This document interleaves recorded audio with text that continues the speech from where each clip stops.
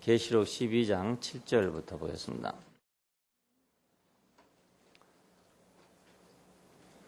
계시록 12장 7절부터입니다. 하늘에 전쟁이 있으니 미가엘과 그의 사자들이 용으로 더불어 싸울세. 용과 그의 사자들도 싸우나 이기지 못하여 다시 하늘에서 저희 있을 곳을 얻지 못한지라. 큰 용이 내어 쫓기니 옛 뱀 곧 마귀라고도 하고 사단이라고도 하는 온 천하를 꿰는 자라. 땅으로 내어 쫓기니 그의 사자들도 저와 함께 내어 쫓기니라. 내가 또 들으니 하늘에 큰 음성이 있어 가로되 이제 우리 하나님의 구원과 능력과 나라와 또 그의 그리스도의 권세가 이루었으니 우리 형제들을 참소하던 자 곧 우리 하나님 앞에서 밤낮 참소하던 자가 쫓겨났고 또 여러 형제가 어린 양의 피와 자기의 증거하는 말을 인하여 저를 이기었으니 그들은 죽기까지 자기 생명을 아끼지 아니하였도다. 그러므로 하늘과 그 가운데 거하는 자들은 즐거워하라.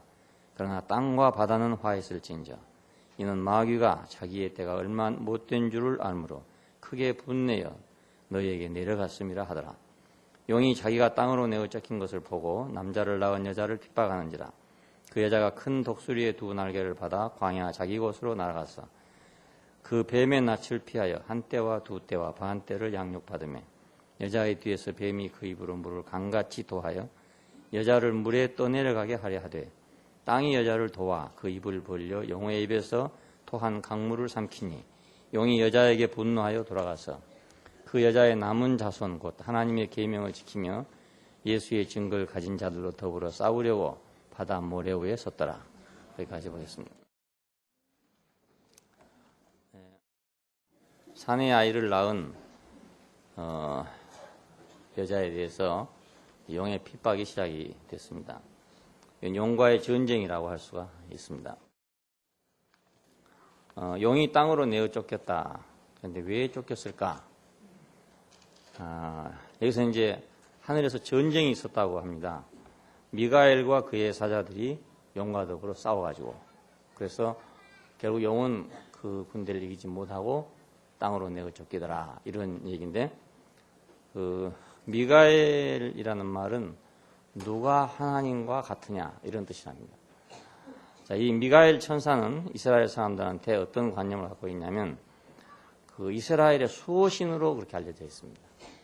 그래서 이스라엘이 어려움을 당할 때 그들을 돕는 천사다 이렇게 알려져 있고 또 이스라엘의 원수를 갚아주는 그런 천사다 이렇게 알려있는 이름입니다.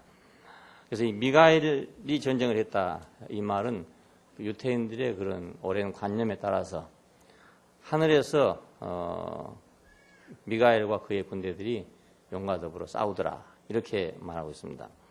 왜 이 싸움이 생기게 되고 또 용은 쫓겨나는가? 그건 승리자가 올라갔기 때문입니다. 그 창세 이래로 하나님께서는 아담을 하나님의 동산에 두셨잖아요.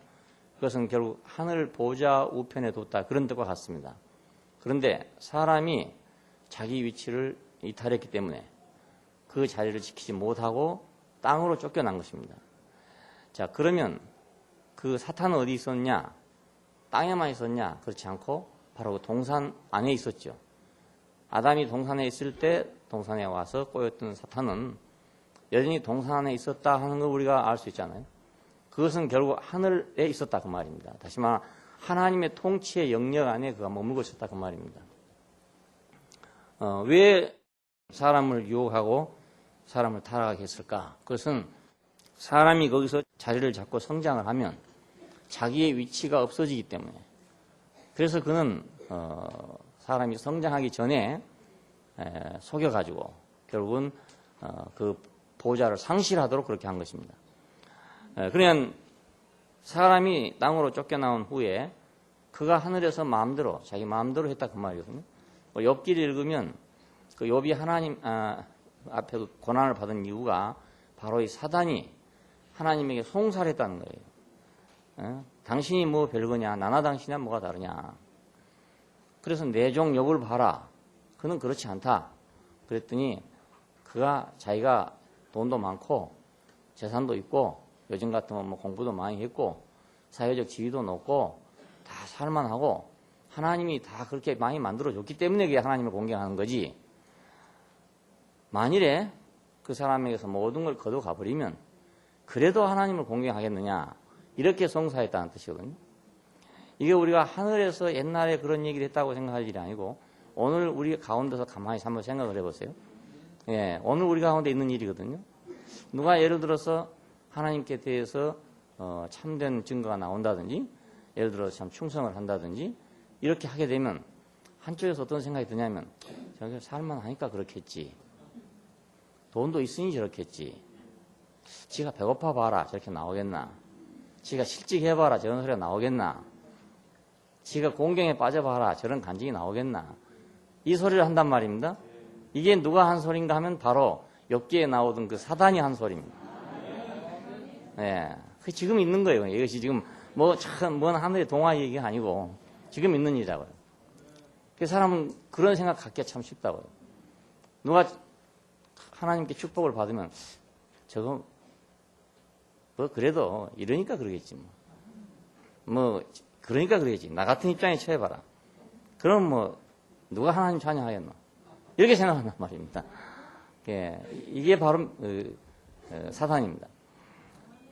그러니까 사람이 없으니까 이제 자기 마음대로 그렇게 송사했다 그 말이거든요. 그래서 욥이 결국 고난을 받게 됩니다.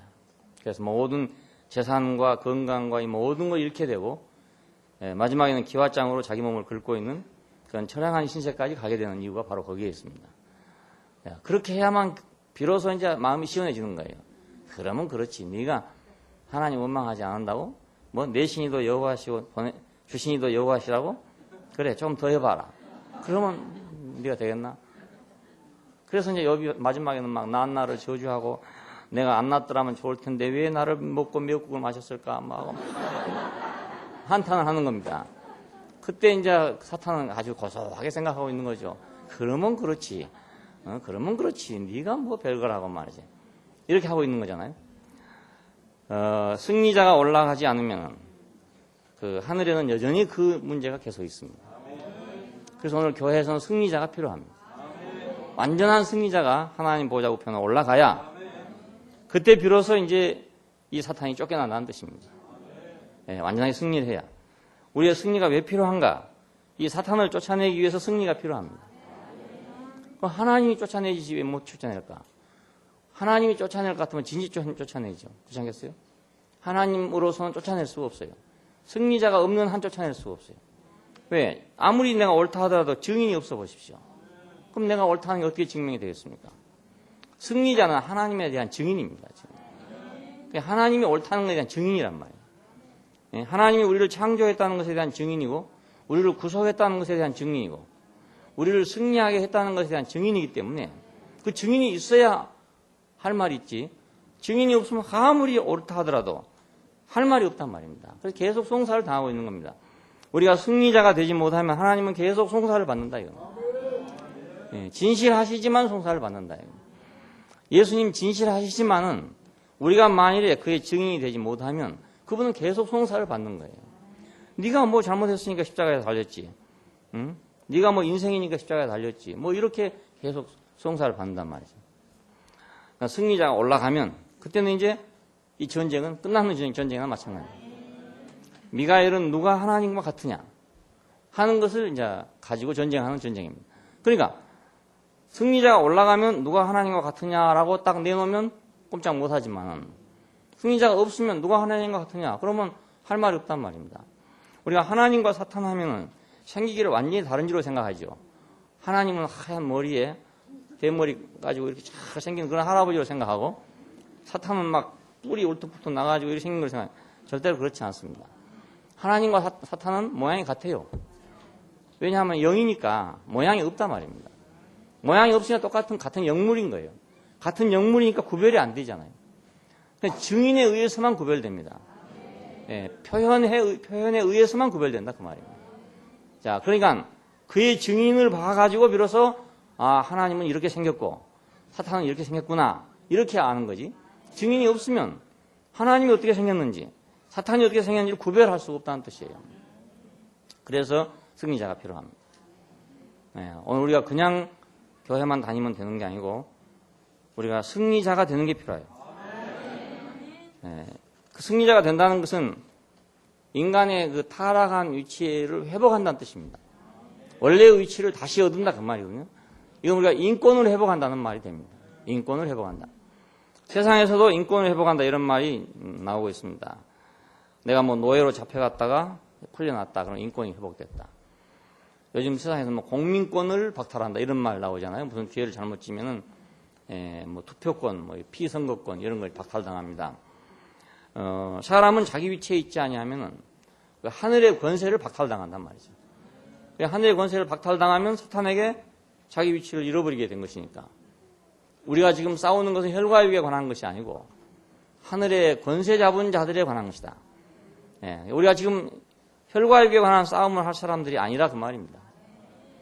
뭐 네가 잘했냐 내가 못했냐 이 싸움을 할 사람들이 아니고 뭐 네가 편하냐 내가 편하냐 네가 더 많이 먹냐 내가 더 많이 먹냐 이 싸움을 할 사람들이 아니라 우리가 잃어버린 권세를 회복해야 할 사람들이란 그 권세를 회복하기 위한 전쟁을 해야 되는 거예요. 그 전쟁을 해야 되는 거예요. 그러니까 이 전쟁 우리가 알고 나면 다른 사람하고 싸울 일은 전혀 없어요. 그렇잖아요.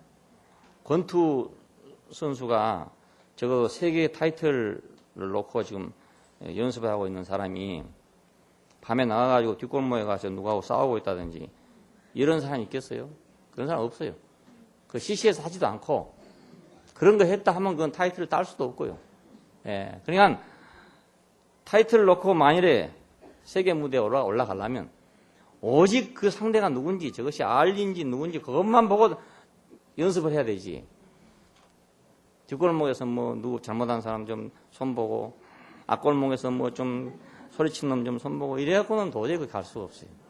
그러니까 우리가 우리에게 주어진 싸움이 무엇인지 혈과 육에 관한 싸움이 아니라 하늘의 권세 잡은 자에 관한 싸움이다. 누가 하늘의 권세를 잡을 것이냐? 우리가 누가 하나님과 같으냐는 전쟁에 누가 승리를 안겨줄 수 있는 사람이 될 것이냐? 이 문제로 우리가 일생을 싸워야 될 그런 사람들. 자, 이 문제에 대한 승리는 뱀과 여자의 후손에 대한 그 예언의 성취입니다.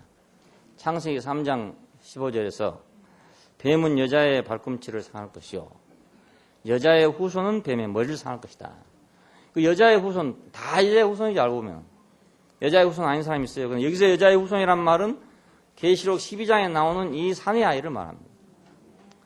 이 사내 아이가 뱀의 머리를 상할 거다 그것입니다. 승리자가. 그러니까 우리가 계시록 2장에서 3장으로 4장까지 오는 동안에 7 교회를 얘기하면서 계속 이기는 자에게는 그렇게 약속을 하고 있는 이유가 바로 거기 있습니다. 창세기 3장 15절에 그 여자의 후손을 취하고 있기 때문에 이기는 자란 말을 계속하고 있어요. 그때 뱀은 용이 됐습니다. 왜냐하면 너는 배로 기어다니고 흙을 먹고 살 것이다. 그렇죠? 흙을 먹고 산다. 흙을 먹고 자랐어요. 그 흙은 뭔가 긍정적인 의미에서는 아주 좋은 거지만 부정적인 의미에서는 육이잖아요. 육에 속한 사람들, 육에 속한 그리스도인들을 먹고 자란 거다 그 말입니다. 그래서 뱀이 자라서 이제 용이 된 것이죠. 우리말에는 이제 뱀이 자라서 뭐 이무기가 된다 이런 말이 있고 그래요. 용이 된 겁니다. 여자의 후손은 자라서 뭐가 되냐? 사내 아이가 된 것이죠. 그러니까 오늘 교회 안에 우리가 들어온 것은 여자의 후손으로 들어와 가지고 우리가 사내 아이로 자라기 위해서 교회 안에 있습니다. 이 여자는 창세기에 나온 하와고, 자 이스라엘 역사에 나오는 이스라엘 민족이고, 그리고 오늘은 교회고 그렇습니다. 이것이 여자입니다. 이것이 여자의 후손. 그러면 이스라엘의 후손도 되고, 그다음에 교회의 후손도 되고, 자 다 같은 여자니까.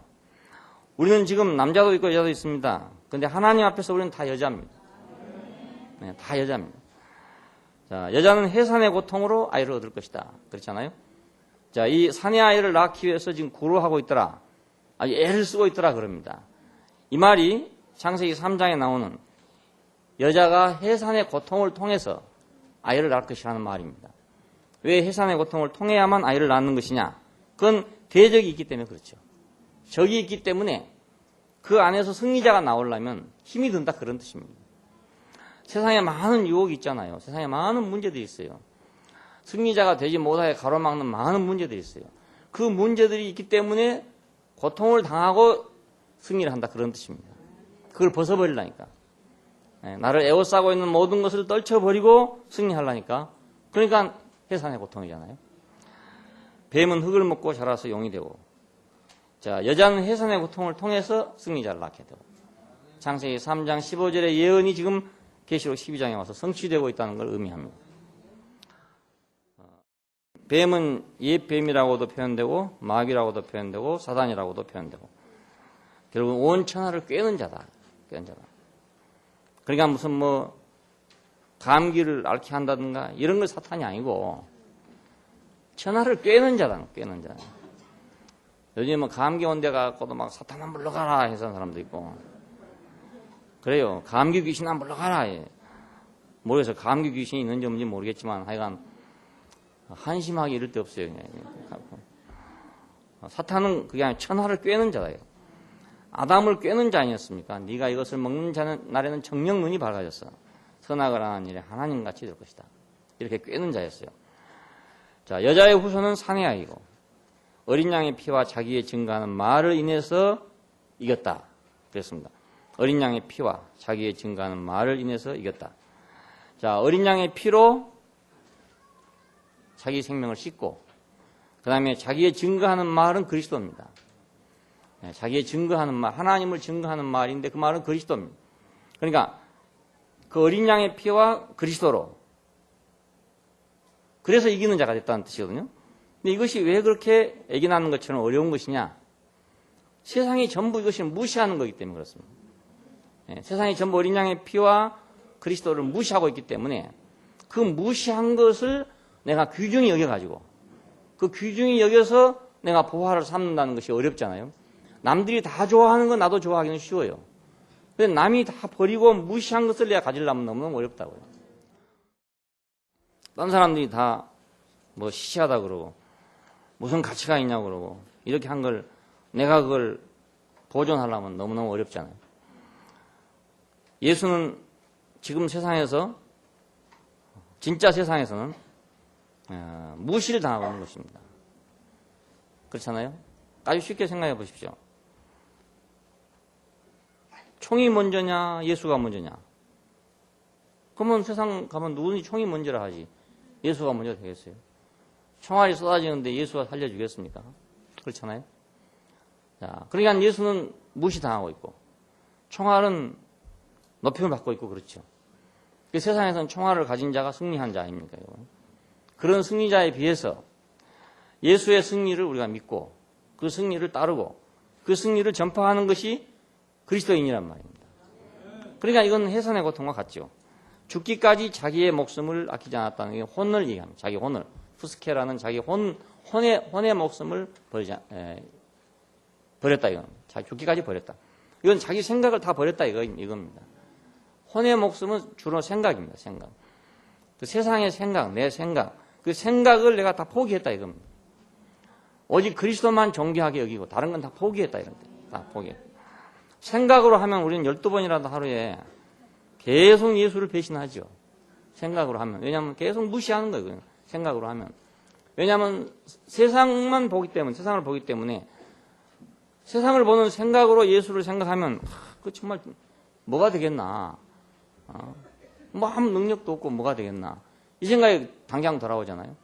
어떤 현실 앞에 부딪히면 예수가 무슨 힘이 있냐. 뭐 당장에 그렇게 생각되지 않겠어요. 죽기까지 자기의 혼 목숨을 아끼지 아니하였다. 그러니까 이것을 버려야, 우리의 생각을 버려야 우리가 산의 아이가 될 수 있습니다.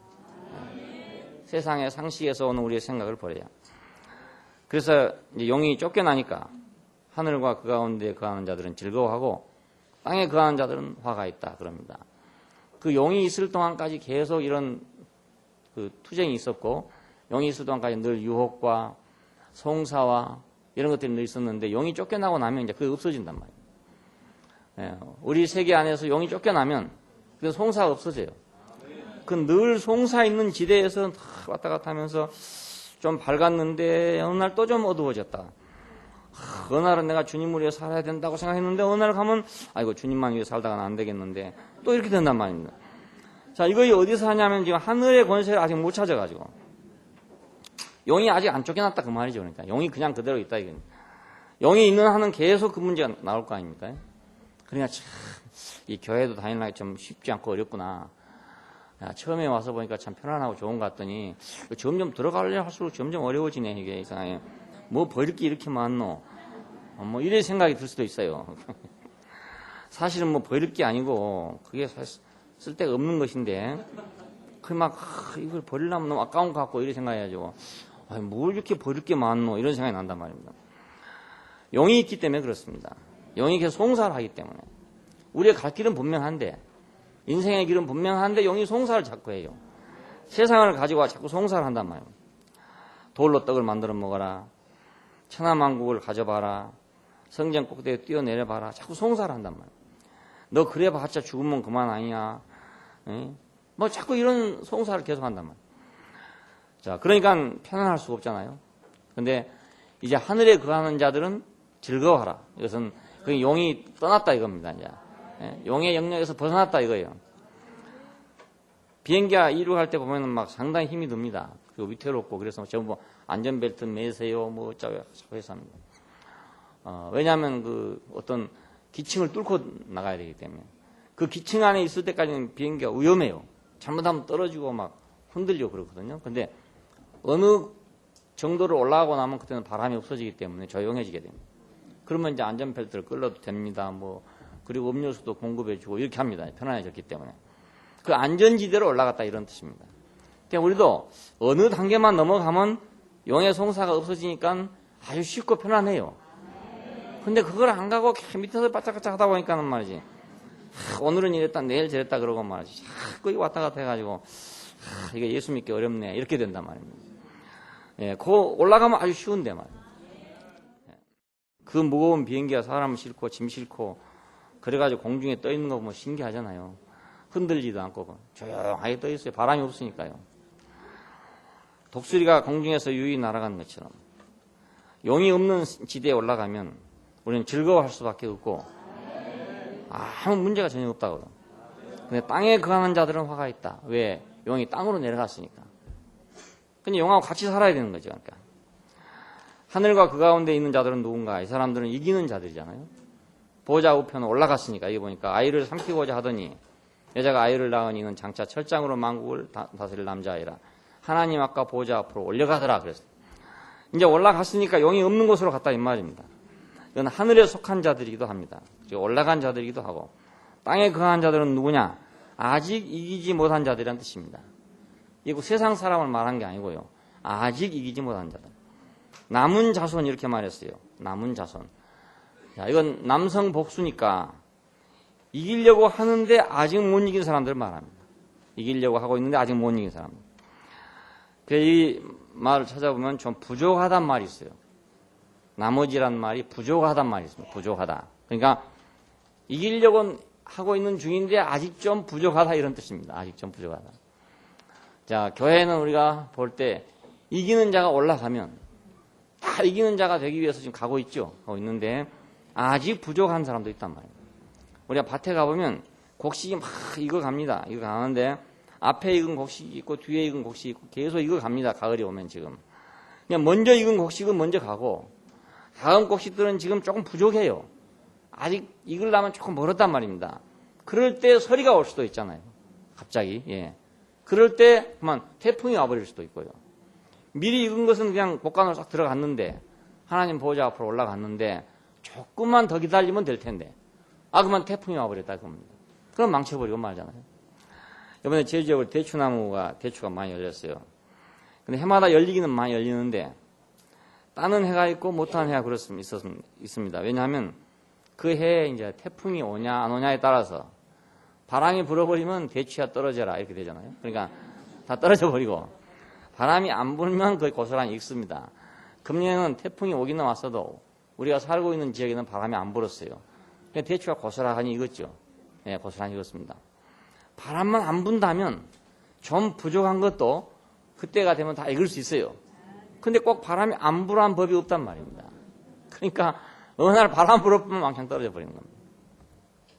좀 부족하다 이런 뜻이죠. 부족하다. 남은 자란 말이에요. 좀 부족한 자손이라는 말이 있으니까 우리가 기왕이면 이 부족한 자손보다는 우리가 이기는 자로 올라가는 게 안 낫겠어요? 네. 그러니까 하늘과 그 가운데 있는 자들은 즐거워하고 땅에 거하는 자들은 화가 있다. 남아있는 사람들은 아무래도 조금 고난을 당하고 다시 올라올 것이다. 좀 서리도 맞고 이런 동안에 다시 있게 될 것이다. 우리가 해보면 그래요. 조선말로 할 때 그냥 딱 알아들으면 되는데, 예, 조선말로 해서 못 알아들으면 영어로 하면 더 못 알아듣고, 중국말로 하면 더 못 알아듣고, 이렇게 되잖아요. 그러니까, 꼭 그와 마찬가지 이치입니다. 우리가 편안할 때, 하나님의 말씀이 우리에게 풍성하게 공급될 때, 우리가 그 말을 깊이 듣고, 우리가 깨달아서, 내 인생의 길이 지금 바쁘구나. 이렇게 하러 딱 가면 되는데, 그래도 조금 여유가 있지, 뭐. 이렇게 하다 보면, 남들은 지금 휴가에서 올라갔는데, 나는 아직도 부족해갖고 남아있단 말입니다. 그러면 아무래도 되는 소리를 좀 맞아야 되는 거잖아요. 그래서, 가만 보니까 그렇더라고요. 뭐, 헤매고 막 이렇게 하다가도, 좀 소리를 한번 맞고 나면 정신이 바짝 나가지고, 탁 돌아오는데 보면 언제 그랬냐 싶게 말창이 하고 돌아온다고요. 참 이상해. 그래서 역시, 씨는 있구나. 씨는 있는데 좀 나태해서 그렇구나.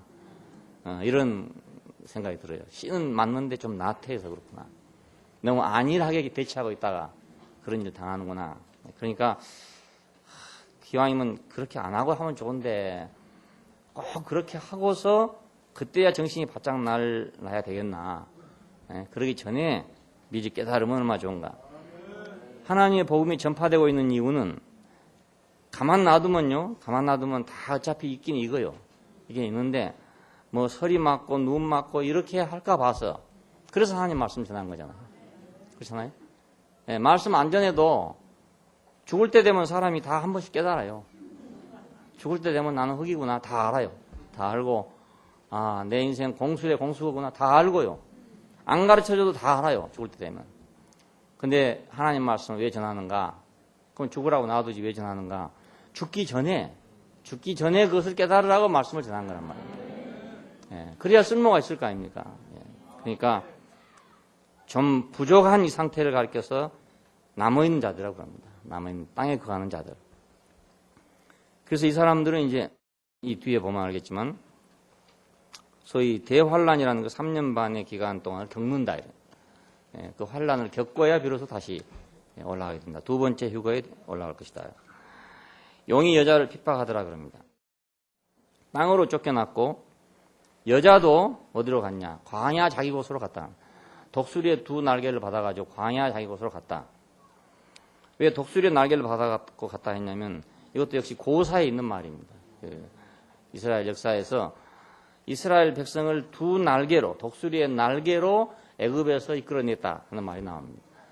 자, 독수리의 두 날개로 그 백성을 인도해냈다.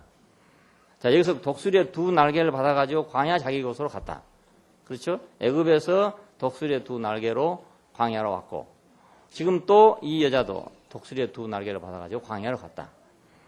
그 하나님의 인도하심과 보호하심 받아가지고 결국 자기 곳으로 갔다 그런 말입니다. 땅으로 쫓긴 것을 알기 때문에 영은 분노했다는 거예요. 왜냐하면 여자가 낳은 사내 아이 때문에 자기는 쫓겨난 거잖아요. 그리고 쫓겨났다는 것은 하늘의 권세를 상실했단 말입니다. 요즘 말로 쉽게 하면 영권을 상실했다 이런 말이 될 수 있어요. 하늘의 어떤 권세를 상실했으니까. 그리고 자기의 때가 얼마 남지 않은 걸 알았다. 얼마인가? 그건 3년 반이다. 3년 반은 한 일의 절반입니다. 다니엘서에서 나온 7일의 중에서 6일의가 역사적으로 다 성취됐는데 한 일회가 남았다는 생각입니다. 그 한 일회의 절반이 대환란이라는 기간입니다. 그래서 이 때 밖에는 자기가 활동할 때가 없다. 마지막 때가 됐다. 이렇게 자기가 알았다는 뜻입니다. 역시 망할 사람은 자기가 망할 줄 알아요. 부도가 날 때쯤 되면 아이고 내가 부도가 나겠구나 압니다. 압니다. 알면도 불구하고 그것을 어떻게든지 좀 무마하고 메꿔 보려고 상당히 돈 빌리러 다니는 거예요. 그래가지고 뭐 사돈네 8천까지 다 돈 빌려가지고 한꺼번에 망해버려요. 아예 망할 줄 미리 알았으면 망할 기미가 딱 돌아오면 자기 혼자 그냥 폭파돼보면 끝나면 조용한데 그걸 어떻게든지 하여간 좀 살려보려고 계속 하다 보면 주변 사람까지 다 함께 망합니다. 대부분 부도난 사람들, 곁에 사는 사람들은 다 같이 망합니다. 용도 아마 이제 자기가 때가 얼마 남지 않은 줄 알았어요. 그러니까 이제 마지막 발악을 하고 사돈네 팔촌까지 다 찾아다니는 거예요. 그러니까 용하고 관계된 사람은 다 걸릴 거예요. 아무 틀림없이. 예. 뭔가 하여간 뭐 조금 핏줄이 섞인 사람들. 뭐 이렇게 뭔가 하여튼 관계된 사람들. 이런 사람들은 다 찾아다니면서 이제 하여간 돈 빌리려고 올 거 아니겠습니까? 주의하세요. 네, 주의해야 됩니다. 아주 관계 안 된 사람한테는 갈 수 없어요. 근데 다 조금 하여튼 관계된 사람한테 찾아갑니다. 친구랄지, 뭐 동창생이랄지, 뭐. 혹시 여러분에게 동창생이 찾아올 수도 있고, 옛날 친구가 찾아올 수도 있고, 뭐 여러 가지 하여튼, 여러 가지 방면에서 하여간 생각합니다. 누가 혹시 나에게 돈을 줄까 하고, 밤낮을 궁리하다 보니까 별 사람이 다 생각나는 거예요. 찾아오는 겁니다. 그때를 주의해야 되죠. 입으로 물을 강같이 토해내더라 그럽니다. 자, 이 물은 그 이스라엘 사람들의 관념 안에서 그 어떤 멸망시키는 걸 상징합니다. 작은 물은 생명의 물로 상징되지만 큰 물은 멸망과 관계됩니다. 큰 물은. 그래서 이걸 군대라고 표현하기도 하고 또 열방, 그 이방 나라들이라고 표현하기도 하고 그래요. 이사야 8장 7절에 보면은 내가 흉룡하고 창일한 큰 하수 곧 아수르 왕과 그의 모든 위력으로 그들 뒤에 덮을 것이라 이런 말이 나옵니다. 자, 이 말로 같잖아요. 용이 물을 토해가지고 여자를 덮으려고 하더라 하는 관념이 여기서 나온 겁니다. 내가 흉룡하고 창일한 큰 하수, 큰 강이라는 말이죠. 아수르 왕, 큰 하수를 아수르 왕을 말해요. 아수르 왕과 그의 모든 위력으로 그들 뒤에, 그러니까 이스라엘 뒤에 덮을 것이다 이런 뜻입니다. 그냥 물이 우리한테 막 엄물에 온다면 우리는 다 죽을 거 아닙니까? 큰 물이 막 확 밀려오면. 우리 산골짜기에서 뭐 저 야영 같은 거 하다가 갑자기 소나기가 내려와가지고 물이 덮쳐 죽은 사람도 있잖아요. 그건 마찬가지입니다. 시편 17편에 보면 열방이 충돌하기를 많은 물에 몰려온과 같이 할 것이다. 그러니까 물이 몰려온다는 건 굉장히 무서운 일이죠. 그건 뭐 꼼짝하지 못해요. 물이 몰려와 버리면. 그건 수영하고 이런 건 관계가 없어요. 예, 물 몰려와 버리면 수영해도 다 죽어요. 이스라엘은 역사적으로 열방의 군대들이 물처럼 몰려오는, 큰 물처럼 몰려오는 그 위력 속에서 멸망을 당했습니다. 바벨로니아, 뭐 아수르, 메데, 파사, 예, 로마, 이 뭐 열강, 세계 열강들이 그 이스라엘에게 그냥 꼭 물이 엄몰하듯이 그렇게 덮쳐와가지고 결국은 그들이 망하게 됐습니다. 그래서 그것을 연상하고 지금 하는 말입니다. 이것은 사탄의 군대를 예표하고 있습니다. 사탄의 군대도 그렇게 물이 엄몰한 것처럼 온다 이런 뜻이죠. 자, 그래서 사탄의 세력을 상징합니다. 창세기 1장 2절에 보면은 땅이 혼돈하고 공허하고 흑암이 깊음이 있고 하나님의 신은 수면에 운행하더라. 흑암이 깊음이란 말이 10년이라는 뜻입니다. 깊은 그 물 속에 잠겼다는 뜻이거든요. 그러니까 땅이 큰 물에 완전히 덮여 있다 이걸 얘기합니다. 물에 덮여 있다. 이건 사망의 물을 얘기합니다. 하나님이여 나를 구원하소서. 물들이 내 영혼까지 흘러들어왔나이다. 시편 69편에 이런 말이 있어요. 내 영혼까지 물들이 스며들어와 버렸대요. 내가 설 곳이 없는 깊은 수렁에 빠지며 깊은 물에 들어가니 큰 물이 내게 넘치나이다. 내가 죽게 돼서 숨도 못 쉬게 되었습니다. 이런 뜻입니다. 뭐 장사가 없어요. 뭐 50kg짜리나 100kg짜리나 뭐 200kg짜리나 상관없어요. 물속에 들어가면 다 숨 못 쉬는 거 똑같아요. 그렇지 않겠어요? 예. 저는 체구가 적지만 체구 큰 사람이라 해도 별거 없습니다. 물속에 들어가면 어차피 숨 못 쉬는 건 똑같습니다. 큰 물이 내게 넘치나이다. 이것은 사탄의 세력을 상징하게 됐죠. 그러니까 과거 역사적으로는 이방의 군대들이었지만 그것이 이스라엘 속에 들어와서 관념을 형성하기를 사탄의 세력으로 형성됐단 말입니다. 그러니까 사탄은 그 입으로 멸망의 물을 토해낸다고 우리가 볼 수 있어요.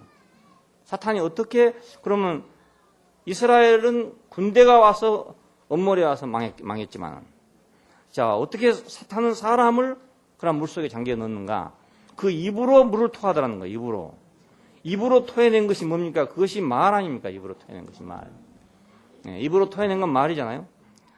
자, 창세기 3장 4절에 뭐라고 토해낸가 보십시오. 이 물이 얼마나 큰가 보세요. 너희가 그것을 먹는 날에는 눈이 밝아 선악을 아는 일에 하나님같이 될 것이다. 이게 엄청나게 큰 물입니다. 이 물이. 예, 바다같이 큰 물이에요. 이 물이. 예, 이 물에 그만 한 방에 녹아난 거거든요. 예. 공산주의자들이 한마디 선언, 예, 전 세계 젊은이들이 그냥 거기 풍덩 빠져버린 것처럼. 아담은 바로 사탄의 이 한마디 말에 그만 풍덩 빠져버리고 만 거라고요. 자, 그러면 지금 교회들은 어떤가? 지금 교회도 혹시 교회들도 이 큰 어떤 물에 떠내려가고 있지 않는가 그거예요. 큰 어떤 물에. 교회사를 보면 교회 역사가 가는 동안에 이런 물들이 막 휩싸여 가요. 어떤 막 사상이 확 휩싸여 갑니다. 교회를 덮고 갑니다. 그러면 뭐 교회들이 전부 그 사상에 다 빠져갖고 있습니다. 문화에 의해서, 사상에 의해서, 교리에 의해서, 어떤 제도에 의해서 교회들이 막 정신없이 떠내려가요. 영혼 여자를 큰 물에 떠내려가게 하려고 합니다. 자, 그러니까 이 물은 그것이 어떤 경우에는 문명이 되기도 했고요. 어떤 경우에는 사상이 되기도 했고, 어떤 경우에는 그 교리가 되기도 했고, 어떤 경우에는 큰 제도가 되기도 하고, 예, 그렇습니다. 전 세계를 지배하는 교회라는 제도가 생기기도 했습니다. 그래서 누가 과연 저 제도를 당해낼 사람이 있겠느냐 할 정도의 엄청난 그 세력이 세상을 지배해 왔어요. 지금도 모르겠어요. 한국 교회에 지금 업무를 하고 있는 물은 무엇인가? 그리스도가 업무를 하고 있는가? 아니면 다른 것이 지금 업무를 하고 있는가? 잘 된다 하면 말이죠. 교회가 잘 된다 하면 막 물불을 가리지 않고 뭐든지 다 해요. 무당 푸닥거리라도 다 해요. 교회가 잘 된다 하면 말입니다.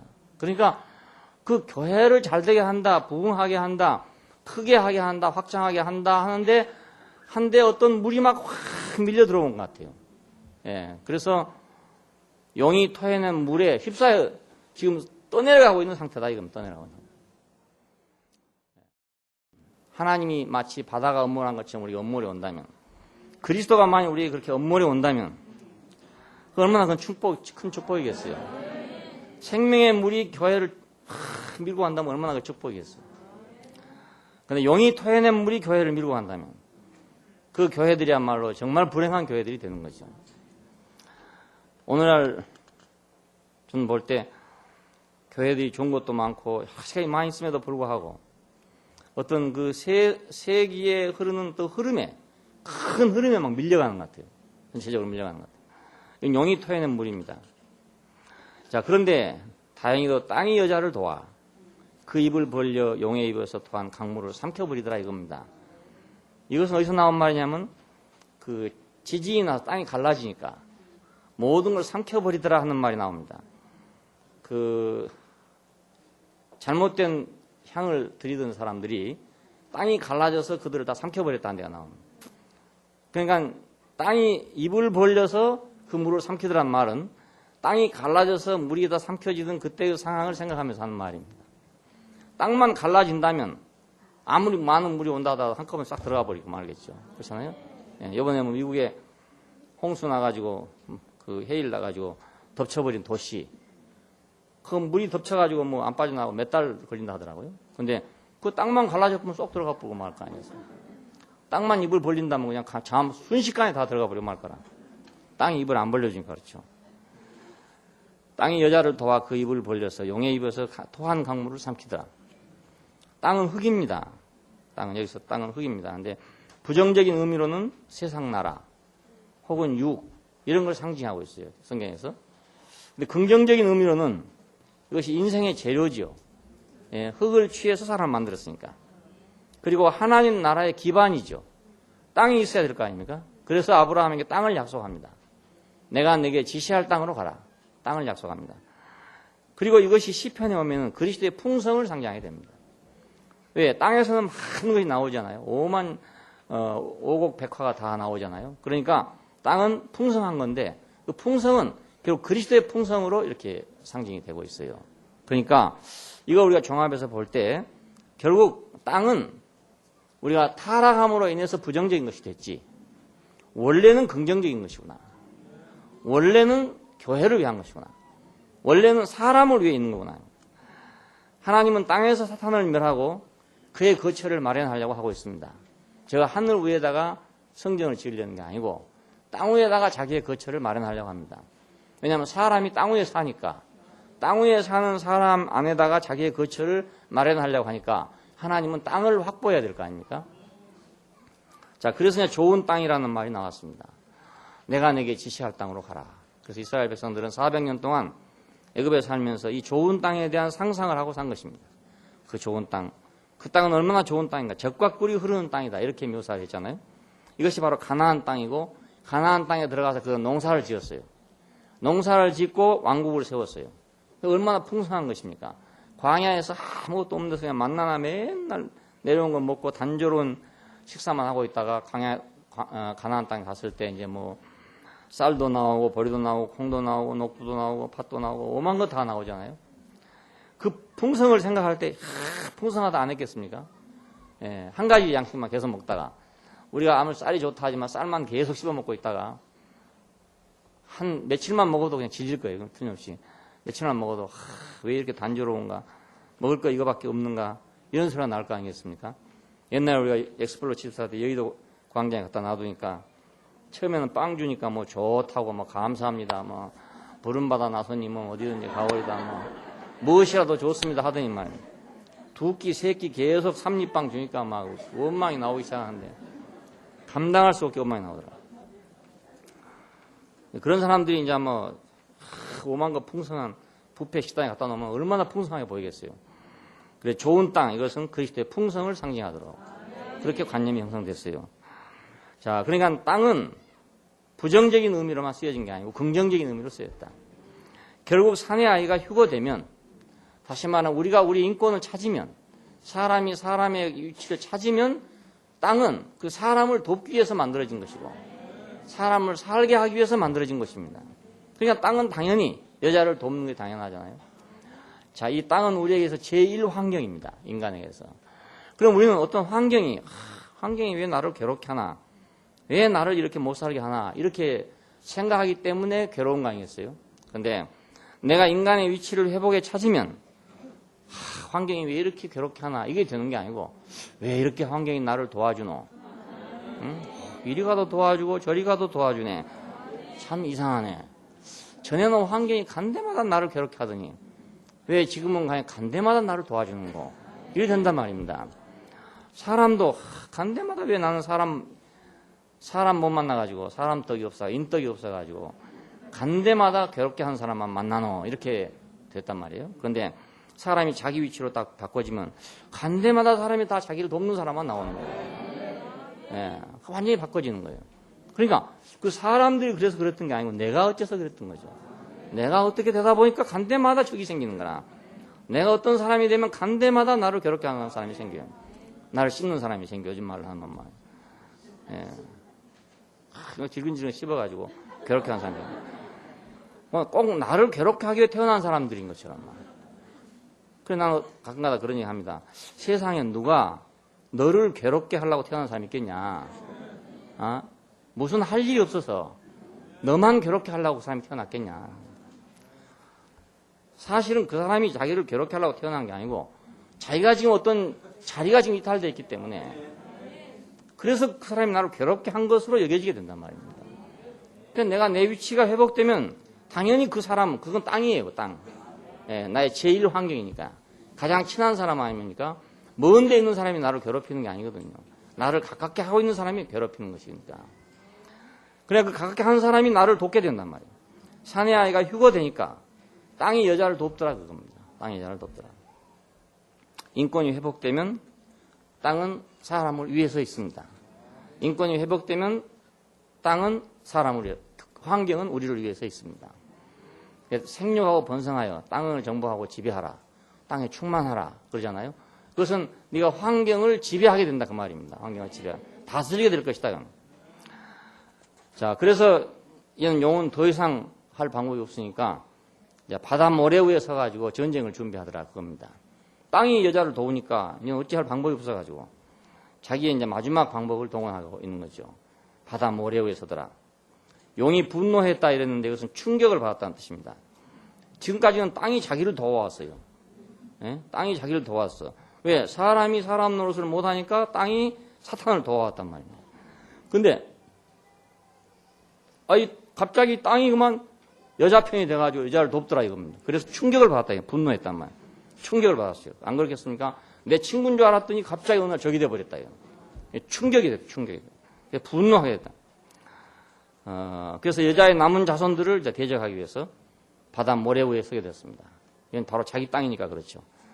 남은 자손, 이기는 자를 제외한 부분입니다. 교회의 이기는 자를 제외한 부분.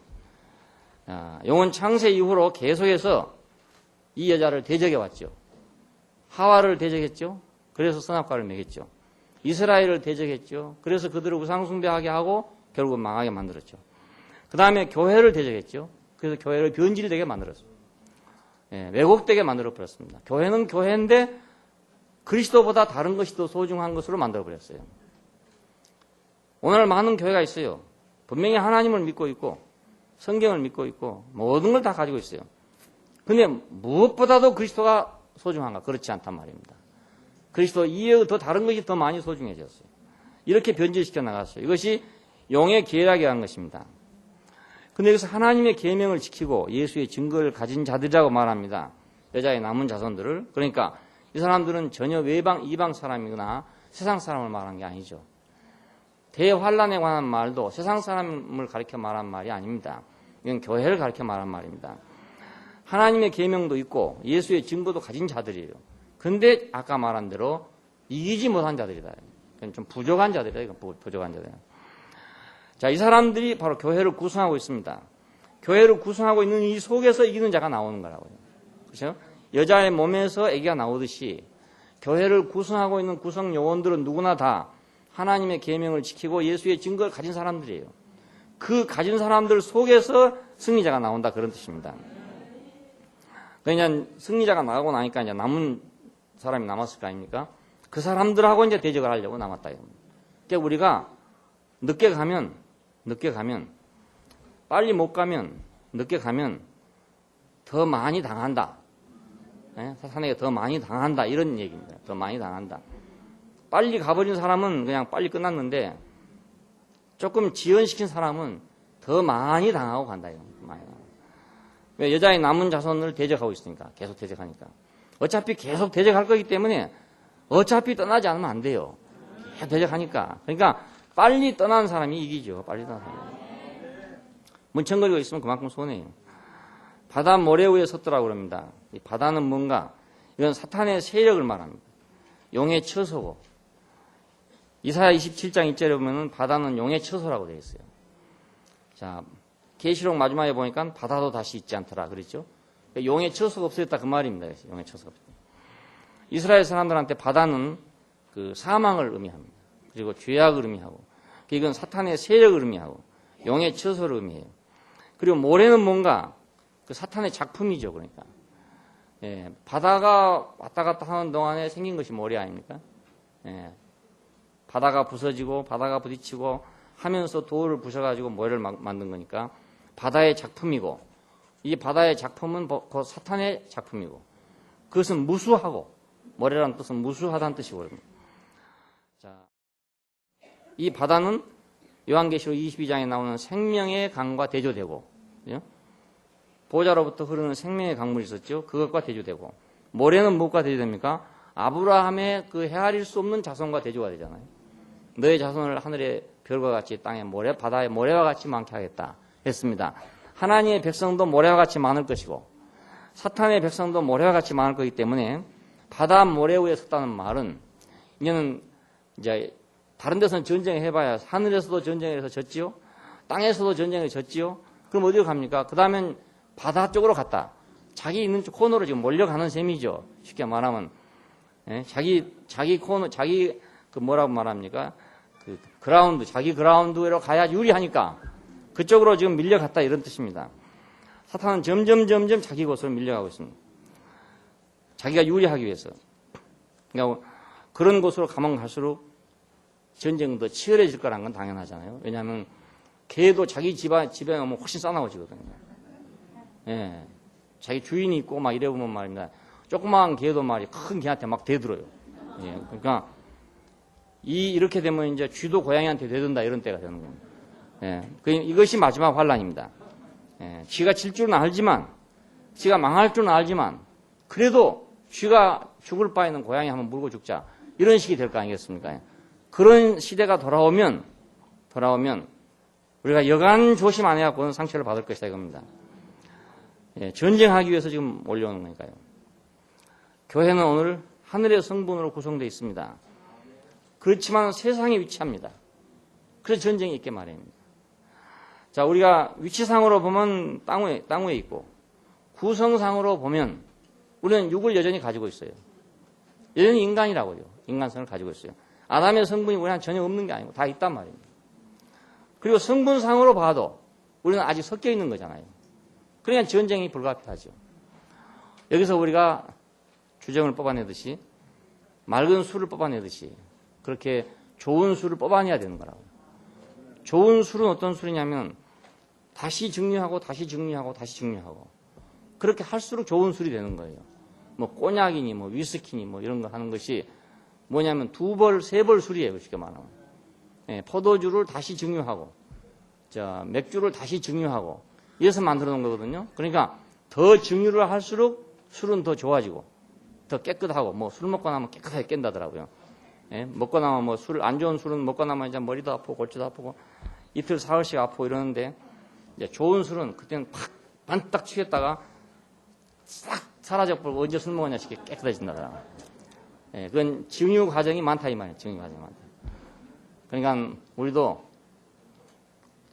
좀 고품질의 증유가 돼가지고 예, 하늘로 올라가는 휴거, 이것이 휴거입니다. 첫째 휴거에 참여한 사람들은, 첫째 부활에 참여한 사람들은 복이 있다 하는 말이 그래서 나온 말입니다. 네, 첫째 부활에 참여한 사람들은. 세상에서는 어차피 전쟁이 있는 것입니다. 그래서 우리는 이 전쟁이 불가피하다는 걸 안다면 우리는 이 전쟁을 빨리 치르고 우리는 우리 영역으로 가야 되고 영은 용의 영역으로 가야 된다. 그래서 그건 불못으로 가야 할 운명을 가지고 있으니까 영원한 불못으로 들어가게 하려면 우리가 우리 처소로 가야 그게 되거든요. 우리가 시골에서 콩이나 이런 거 가르는데 보면요. 좋은 콩 속에서 그 썩은 콩들이 있잖아요. 콩나물을 기르려면은 썩은 콩이 하나만 들어가도 콩나물 한시로 다 버리거든요. 그래서 이제 콩을 가립니다. 이렇게. 옛날에 우리 어머니들 하는 거 보면 상호에다 넣고 쫙 흔들어 가지고 말입니다. 그래가지고 좋은 거 골라내고 나쁜 거 골라내고 이렇게 하거든요. 근데 좋은 거 골라내고 나면 나쁜 것은 그냥 얼른 버리기가 쉬워요. 근데 그 좋은 것 때문에 나쁜 걸 버리지를 못한다고요. 이것이 하나님의 심판이 지연된 이유입니다. 예, 콩 한 톨이라도 건져야 되니까. 그냥 그 콩 한 톨을 건지기 위해서 잠시 동안 그 썩은 콩들을 그냥 상호에 올려놓고 있는 거죠. 왜 세상은 안 망하고 있는가? 왜 그래도 안 망하는가? 왜 그래도 잘만 사는가? 그 이유는 왜 그런가 하면 좋은 콩을 건지기 위해서. 그러니까 우리가 좋은 콩이 빨리 건져져야 썩은 콩을 빨리 버리게 될 거 아니겠습니까? 오늘 우리는 세상 속에 있습니다. 세상 속에서. 어차피 불가불 전쟁을 해야 되는 세상 속에 있습니다. 이 전쟁 속에서 승리하기를 바라고. 여기서 우리가 더 증류돼서, 첫 번째 휴거에 참여하는 사람들이 되기를 바랍니다. 오늘 교회 생활이 첫째 부활에 참여하는 교회 생활. 첫째 부활에 늘 막 지상에서 막 바람 불고 모래 치는 데서 막 왔다 갔다 하는 교회 생활이 아니라 하나님 보좌 앞에 있는 그 모래나 바람이 없는 데서 하는 교회 생활. 이 생활 안으로 빨리 들어오는 거 좋지 않습니까? 언제까지 모래가 난리치는 거기서 좋으니 싫으니 뭐 이랬니 저랬니 뭐 아침에는 좋았다가 저녁에는 싫었다가 그 생활을 언제까지 계속 하겠습니까? 그러니까 우리가 다른 데로 눈을 돌리면 영원하고도 완전한 것으로 우리가 눈을 돌리면 우리는 그 시시한 문제로 충돌을 일으키는 사람들이 아니라 우리가 참으로 우리 목숨을 버린다 하더라도 그것이 가치가 있는 곳에 내 시간을 버린다 하더라도 가치가 있는 곳에 내 인생을 버릴 수 있잖아요. 우리가 어차피 버릴 건데 어차피 쓸 인생입니다. 어차피 쓸 인생인데 내가 어디다 써야 가장 완전하고 어디다 써야 내가 후회 없이 쓰느냐 이 문제지. 가지고 갈 사람은 아무도 없어요. 가지고 가서 뭐 천당까지 가지고 가보려고 생각하는 사람이 있는 모양인데 어차피 땅에 와 있는 우리 인생은 땅에다가 주고 가야 됩니다. 예, 천당에 가더라도 내 몸뚱이를 가지고 가는 건 아니지 않습니까? 그렇잖아요? 어차피 이건 놔두고 가야 돼요. 이건 주고 가야 돼요. 주고 갈 바에는 내가 주어도 버려도 후회 없을 곳에 버리고 가야 된다. 천년만년 가지고 갈 수가 없으니까 자기를 아껴봤자 그렇다고 자기 것이 되는 것도 아니고 어차피 그것을 어디단가 써서 빛이 나도록 그렇게 쓰고 가야 된다. 후회 없이 쓰고 가야 된다. 후회 없이 쓰고 가야 된다. 예, 그 사람은 첫째 부활에 참여한 사람이 될 겁니다. 기도하십시다. 감사하신 아버지 하나님, 용이 흉용하는 전쟁터에서 우리를 구원하시고 사내 아이를 하나님 보좌 앞으로 올려가듯이 당신의 곳으로, 당신의 영역 안으로, 그 승리자의 영역 안으로 우리를 부르시기 위해서 주께서 우리에게 오늘 또 말씀하신 걸 감사하고 우리를 찾아오신 것을 감사합니다. 우리에게 권고하신 것을 감사합니다. 우리가 어차피 한 인생을 살아가는 동안에 우리가 용과 더불어 같이 살 세상을 살 것이 아니라 우리가 용에게서 이기고 사는 삶이 되게 되기를 원하고 그와 더불어서 우리가 흥정을 하고 사는 삶이 아니라 우리가 그를 물리치고 사는 삶이 되도록 은혜를 베풀어 주시기를 원합니다. 우리 중에 한 사람도 용의 밥이 되는 사람이 없게 되기를 바라고 오직 주님의 상에 향기로운 제물들이 되도록 은혜를 베풀어 주시기를 원합니다. 주 예수님 이름으로 기도합니다. 아멘.